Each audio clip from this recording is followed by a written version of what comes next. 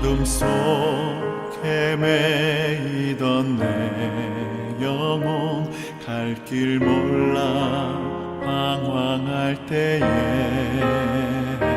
주의 십자가 영광의 그 빛이 나를 향해 비추어 주셨네.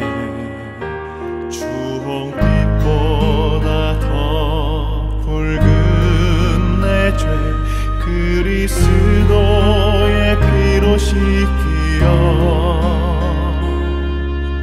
완전한 사랑 주님의 은혜로 새 생명 주께 얻었네.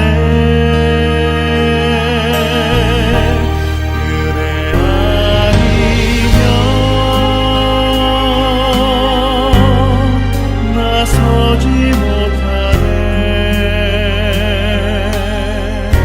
십자가의 그 사랑 능력 아니면 나서지 못하네.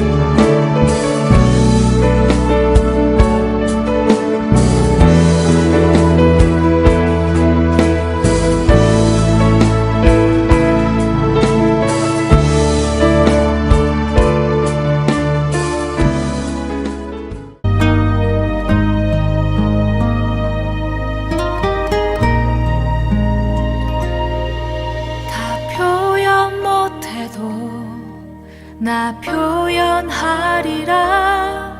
다 고백 못해도 나 고백하리라. 다 할 수 없어도 나 알아가리라.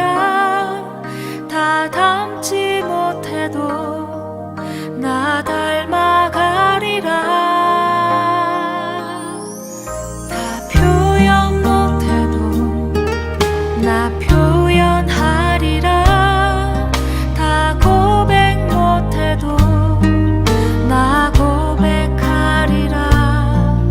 다 할 수 없어도 나 알아가리라. 다 닮지 못해도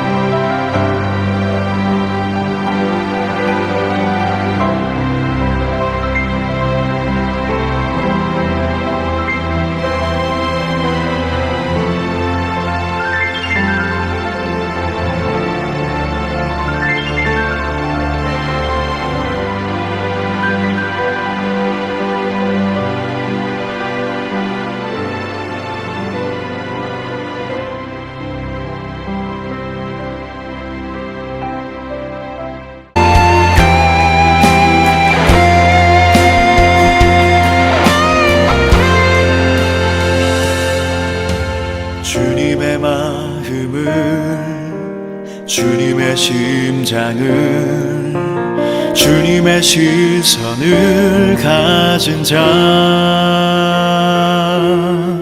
상한 갈대와 꺼져가는 등불을 외면하지 않을 자 누구인가. 주님의 눈물을 주님의 아픔을 주님의 애통을 가진 자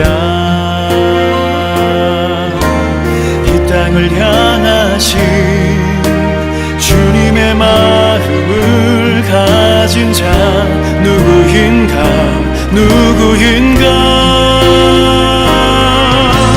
주님의 성령 부어주소서.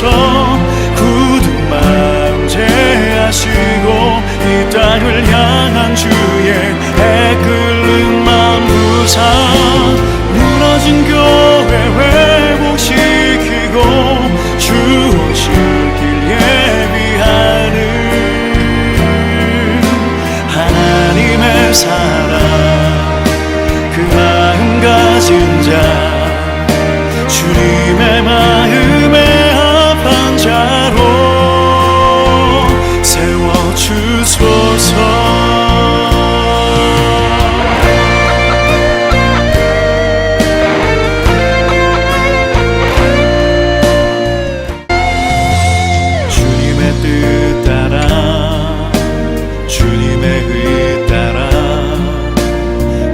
기뻐하는 그 뜻 따라 자기 부인하고 십자가 지고 주님만을 따를 자 누구인가. 주님의 성령 부어주소서. 굳은 마음 제하시고 이 땅을 향한 주의 애끓는 맘 부사 무너진 교회 회복시키고 주 오실 길 예비하는 하나님의 사랑 그 마음 가진 자 주님의 마음에 합한 자로 세워주소서. 주님의 성령 부어주소서. 굳은 마음 제하시고 이 땅을 향한 주의 애끓는 맘 부사 무너진 교회 회복시키고 주 오실 길 예비하는 하나님의 사랑 그 마음 가진 자 예수님의 마음 그 마음 가진 자 주님의 마음에 합한 자로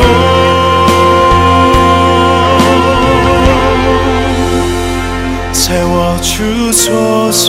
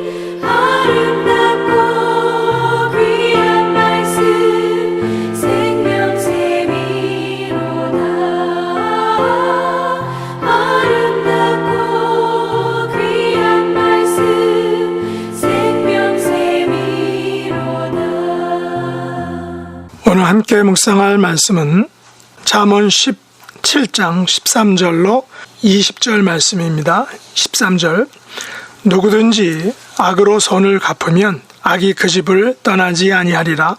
다투는 시작은 둑에서 물이 새는 것 같은즉 싸움이 일어나기 전에 시비를 그칠 것이니라. 악인을 의롭다 하고 의인을 악하다 하는 이 두 사람은 다 여호와께 미움을 받느니라. 미련한 자는 무지하거늘 손에 갑을 가지고 지혜를 사려함은 어찌민고. 친구는 사랑이 끊어지지 아니하고 형제는 위급한 때를 위하여 낳느니라. 지혜 없는 자는 남의 손을 잡고 그의 이웃 앞에서 보증이 되느니라. 다툼을 좋아하는 자는 죗가를 좋아하는 자요 자기 문을 높이는 자는 파괴를 구하는 자니라. 마음이 굽은 자는 복을 얻지 못하고 혀가 패역한 자는 재앙에 빠지느니라. 아멘.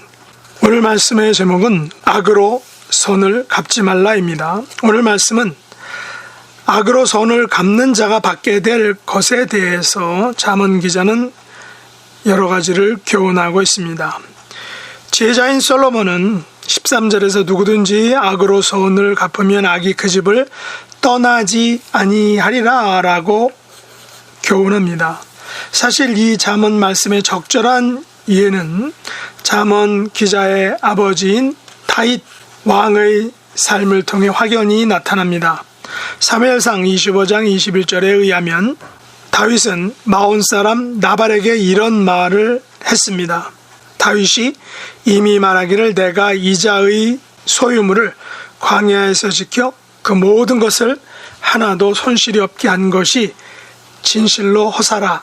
그가 악으로 나의 손을 갚는도다 라고 말했던 것입니다. 무슨 말입니까? 마온 사람 나발은 갈멜에서 생업을 가졌습니다. 다시 말하면 양 3,000마리와 염소 1,000마리를 갈멜에서 목축하면서 양털을 깎고 젖을 짜는 그런 부자, 낙농업자였다고 할 수 있습니다. 그런데 갈멜에서 양의 털을 깎는 축제를 할 때 다윗의 부하들이 먹을 것을 요청하였는데도 불구하고 나발이 내가 어찌 내 떡과 물과 고기를 어디서 왔는지도 알지 못하는 자들에게 주겠느냐라고 말한 것입니다. 사실 다윗이 도망자 신세가 되어 광야에 거할 때 다윗의 부하들이 나발의 목축들과 목자들을 위험으로부터 보호해 주었는데 감사를 표하기는커녕 듣보잡이라고 말하며 다윗의 사환을 냉대하고 창피를 주었던 것입니다. 이에 화가 난 다윗은 나발과 그의 온 집을 멸하기로 작정하였습니다. 이 사실을 보고받은 나발의 아내 아비가일은 급히 떡과 포도주와 요리들을 챙겨서 다윗을 만나 화를 풀게 됩니다. 만일 나발의 아내 아비가일이 나서지 않았다면 그의 온 집과 재산은 모두 잃게 되었을 것입니다.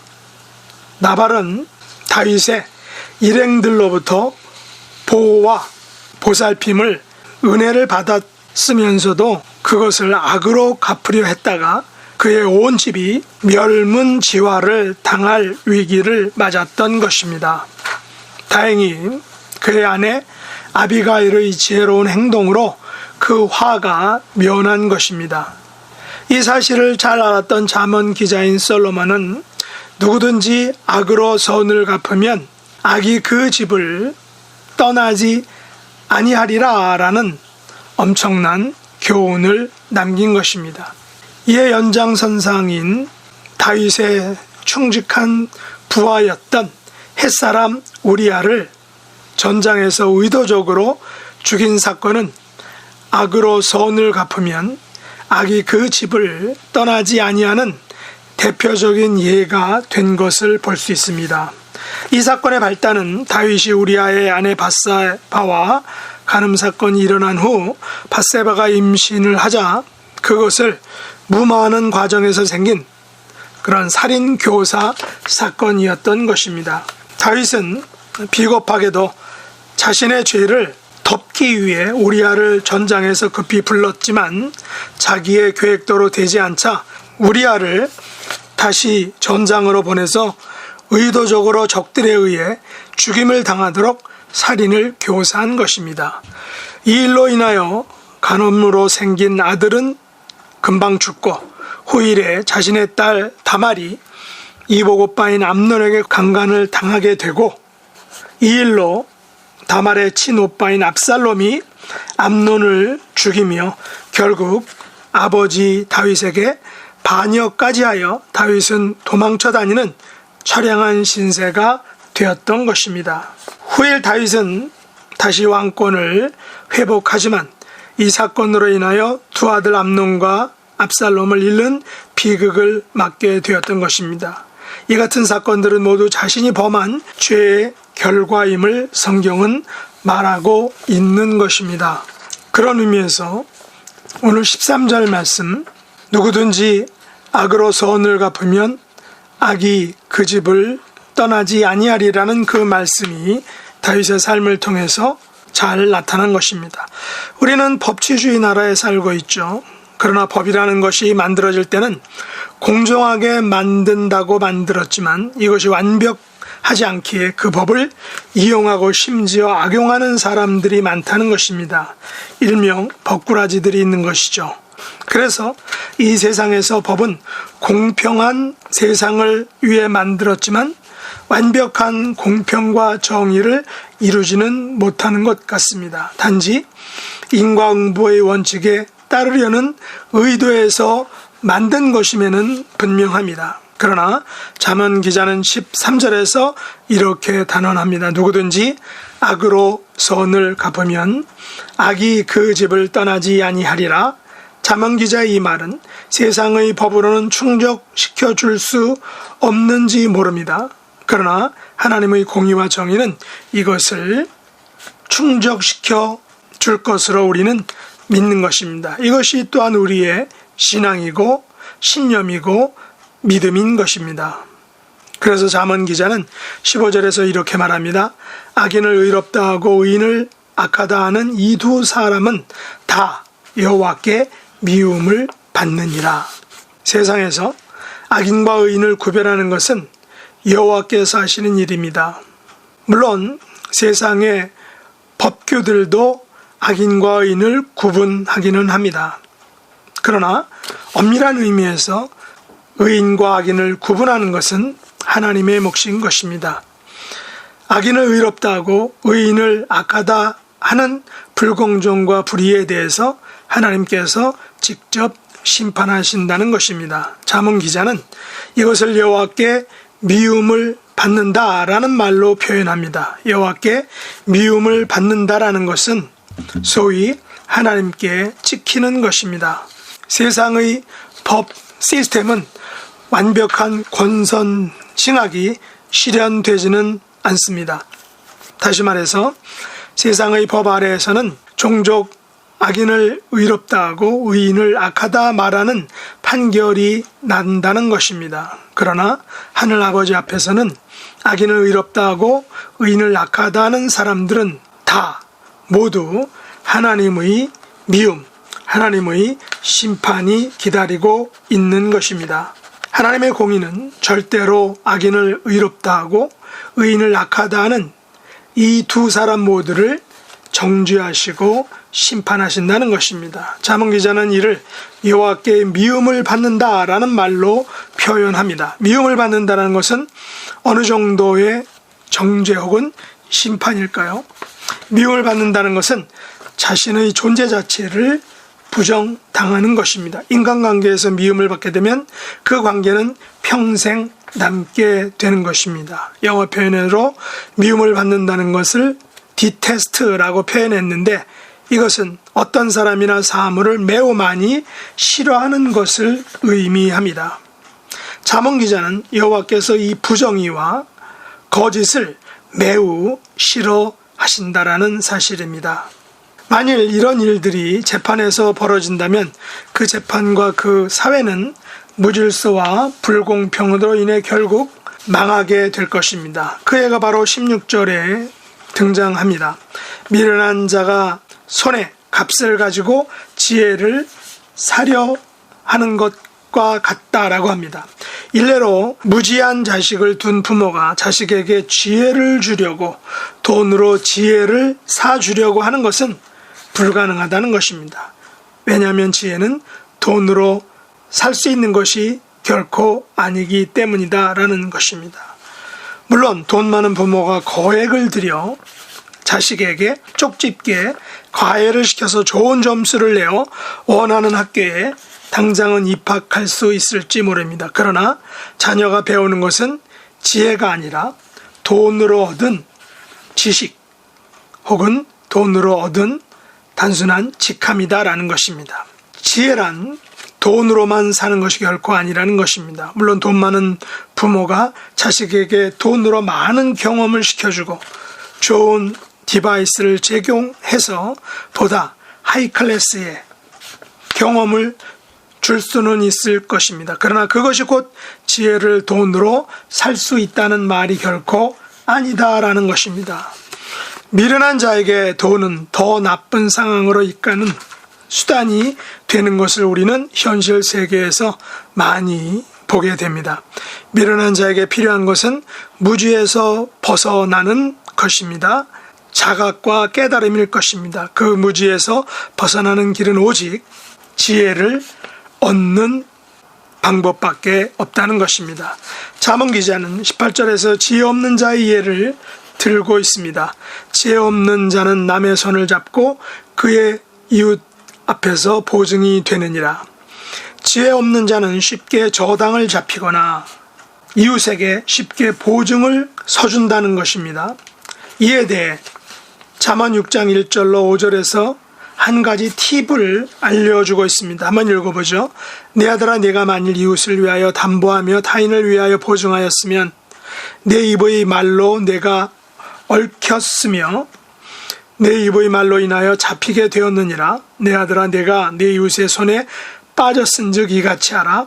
너는 곧 가서 겸손히 내 이웃에게 간구하여 스스로 구원하되 내 눈을 잠들게 하지 말며 눈꺼풀을 감기게 하지 말고 노루가 사냥꾼의 손에서 벗어나는 것 같이 새가 금을 치는 자의 손에서 벗어나는 것 같이 스스로 구원하라 라고 알려줍니다. 무슨 팁입니까? 바로 스스로 구원하라라는 것입니다. 다시 말해서 곧 가서 겸손히 이웃에게 간구하여 스스로 구원하라는 것입니다. 또 다른 말로 보증 선 것을 취소시켜달라고 부탁하여서 가능한 한 거기에서 보증에서 빠져나오라는 것입니다. 빠져나오는 일은 미루지 않아야 하고 해결될 때까지 잠을 자거나 긴장을 풀지 말라는 것입니다. 그만큼 보증은 노루가 사냥꾼의 손에서 새가 그물에서 벗어나는 것처럼 힘들다라는 것입니다. 그 이 힘든 일을 스스로 구원하라 라고 잠언 기자는 말하고 있습니다. 물론 이웃에게 보증을 서주는 것은 선한 일일 수 있습니다. 크레딧이 없거나 적은 사람들은 심지어 아파트를 렌트할 때, 계약할 때 코사이너를 요구받기도 합니다. 일정의 보증을 세우는 것이죠. 그래서 이웃에게 보증을 서주는 것은 때에 따라서 필요할 수 있지만 보증이 되는 것은 매우 신중하게 해야 한다는 것입니다. 17절에서 잠언 기자는 친구와 형제를 이렇게 규정하고 있습니다. 친구는 사람이 끊어지지 아니하고 형제는 위급한 때를 위하여 낳느니라. 여기서 말하는 친구와 형제는 좋은 친구와 좋은 형제를 의미합니다. 왜냐하면 친구 중에도 형제 중에도 좋지 않은 친구와 형제가 있기 때문이죠. 좋은 친구는 사랑이 끊어지지 아니한다는 것입니다. 그 대표적인 예가 다윗과 요나단의 우정입니다. 요나단은 사울을 이어 왕이 될 명실상부한 세자였습니다. 그러나 요나단은 다윗의 인기가 급상승하여도 전혀 시기하거나 그 우정을 배반하지 않았던 것입니다. 형제는 위급한 때를 위하여 낳는다라고 했습니다. 룻기 1장 16절에 보면 룻이 이르되 내게 어머니를 떠나며 어머니를 따르지 말고 돌아가라. 강권하지 마옵소서. 어머니께서 가시는 곳에 나도 가고 어머니께서 머무시는 곳에서 나도 머물겠나이다. 어머니의 백성이 나의 백성이 되고 어머니 하나님이 나의 하나님이 되시리니 라고 룻이 시어머니인 나오미에게 이야기했습니다. 나오미와 그의 자부 룻의 대화 속에서 우리는 그 어느 것보다 진한 가족 간의 사랑을 보게 됩니다. 사실 나오미와 룻은 혈연 관계는 아닙니다. 바로 시어머니와 며느리 사이에 어떻게 보면 까다로운 서먹한 관계라는 것입니다. 심지어 아들이 죽었기에 더 이상 며느리라고 할 수도 없는 것입니다. 둘 사이에 자녀도 없는 것 같습니다. 그러면 룻은 새 출발하면 그녀에게 더 좋을 것입니다. 그러나 룻은 이렇게 말하죠. 어머니께서 가시는 곳에 나도 가고 어머니께서 머무시는 곳에서 나도 머물겠나이다. 어머니의 백성이 나의 백성이 되고 어머니의 하나님이 나의 하나님이 되시리니. 나오미의 또 다른 며느리는 어머니를 떠나서 새 출발하였습니다. 물론 떠난 그녀를 뭐라고 할 수는 없습니다. 그러나 남아서 어머니와 함께 고생하고 동고동락한 룻은 비록 이방 여인이었지만 다윗의 족보에 들 뿐 아니라 예수님 가게에서 대표적인 5명의 여인 중 하나가 되는 축복을 받은 것입니다. 룻은 가족이 위급할 때 가장 중요한 역할을 감당하였던 것입니다. 어떤 면에서 악으로 선을 갚지 않은, 선을 계속해서 유지한 그런 대표적인 예일 것입니다. 그러므로 악으로 선을 갚지 않으며 악인을 의롭다 의인을 악하다 말하는 이 미련한 이 일을 버리고 하나님 안에서 지혜로운 친구와 형제 관계를 맺음으로 하나님이 이 땅에 허락하신 그 분복을 누리는 복된 삶이 될 수 있기를 예수님의 이름으로 축복합니다. 기도하겠습니다. 하나님 아버지, 저희들이 세상을 살아갈 때 악으로 선을 갚는 것을 종종 봅니다. 악인을 의롭다 하고 의인을 악하다 하는 경우들도 보게 됩니다. 세상은 이처럼 부조리하게 보이지만 하나님께서는 이것들을 미워하시는 분임을 알게 하심을 감사합니다.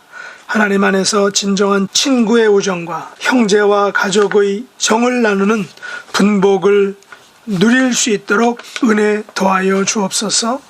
지금도 전쟁의 고통으로 인하여 많은 어려움을 당하는 모든 분들에게 하나님만이 주실 수 있는 평화와 안정과 분복을 허락해 주시옵소서.